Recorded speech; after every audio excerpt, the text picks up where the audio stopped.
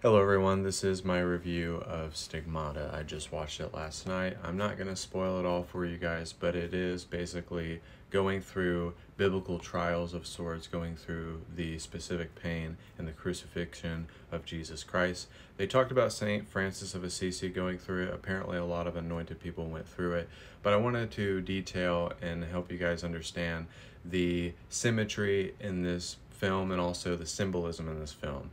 So there was like statues of one of the saints crying tears of blood. A lot of visions that she was getting was like Jesus, had a crown of thorns. Also, there was bolts going through her wrists instead of her hands, but because historically and scientifically what they said happened would actually be through the wrists instead of the hands. So I really think that this movie did a great job of following through and kind of showcasing what the Vatican hides from us.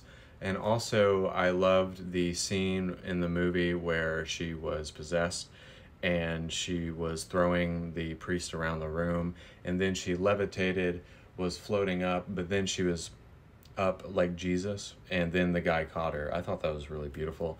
But they really was trying to make the point of her seeing visions. There was a scene in the movie where she saw a woman crying and she was holding a baby and she put the baby out in the street, which is kind of like a symbolism of not being safe, of being unaware. Also the scene where she's on the train and she's getting whipped on the back, in a sense, holding on to the handles on the train, So it was interesting to see some of these scenes, and also the questioning of faith, the questioning of, not everything is what meets the eye. And also, who are we to say that awakened people or anointed people don't go through stigmata? So I can recount a couple of stories of myself of having a hurt back for a couple of days. It actually happened to me twice, and I wasn't really lifting a lot of heavy stuff and I wasn't doing a lot of activity. But I noticed that I was cleansing like past lifetimes and energetic cords that were still bound to me.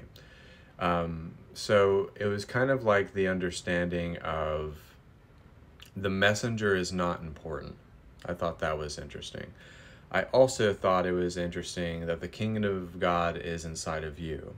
So there was a lot of intriguing stuff about this movie in terms of symbolism, in terms of visions, and also the very fact of water, her having a sense of smell, being clairsentient.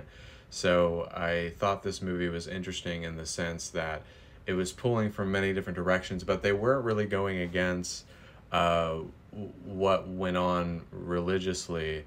And it seemed like whoever was directing this movie wanted to go by the book in a sense. And also they had a thing at the end about uh, actually no, excuse me, when she was on the car, she was speaking an Aramaic language that was from like the 1500s. It was one of the Elder Scrolls. That was one of the first words that Jesus ever gave.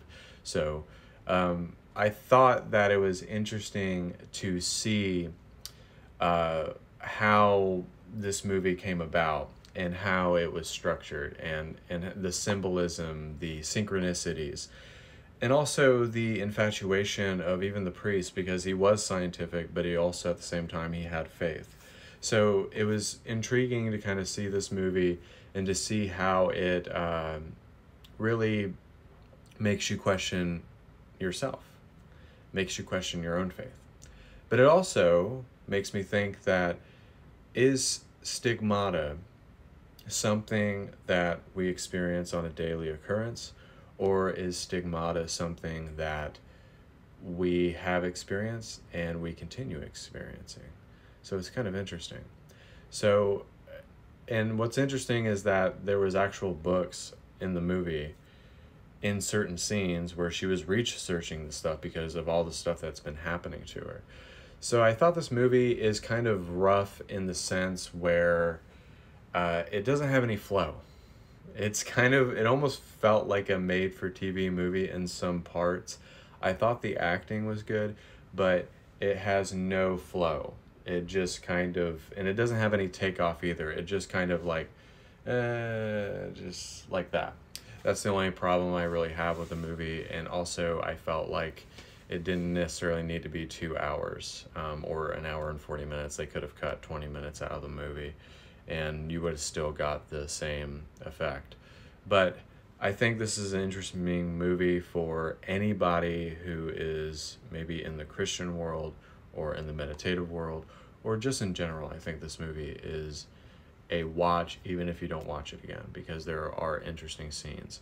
The last scene I want to detail is the last scene of the movie where there is fire within the bedroom and where one of the priests was choking the lady. But then, whatever was channeling through her, he literally walked through the fire in faith, carried her out of the room. I thought that was really beautiful, because priests and other people literally will walk into the fire and pull the lady out, which I thought was beautiful. So I know that I kind of spoiled some stuff, but if you watch it and you gain some wisdom from this review, thank you so much. God bless, and namaste.